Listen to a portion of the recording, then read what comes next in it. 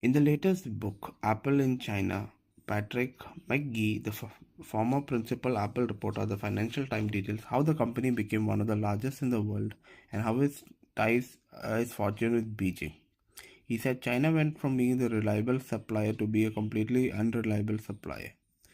Tim Cook has stated in the memo in October 2018 that India was poised for a China-like trajectory, but in 5 years since, the company is still very tepid.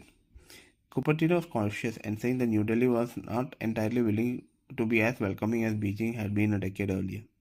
The company said that Indian government wanted foreign companies to source 30% of the components locally. He said when the rules were relaxed in 2017, Apple suppliers began assembling some iPhones in India, with their Taiwanese partner withdrawn, a move that allowed Apple to avoid hefty tariffs that made the iPhone more accessible to the rising middle class. An online Apple store was opened only in 2020 and the first physical store 3 years later, which was 15 years after the first store opened in China. India began with making first entry-level iPhone SE models and moved to the flagship models.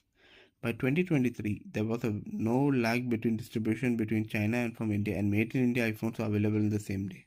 By 2024, India is making the Pro models. But Mr. McGee said India's pace of growth was not comparable to China even a decade later. From 2016 to 2023, iPhone production of India moved from 0 to 50 million units, accounting 7% of the global shipments. China between 2026 and 2013 ramped up production from 0 to 150 million units. So at best, India is taking iPhone orders at one-tenth the rate China was producing a decade earlier.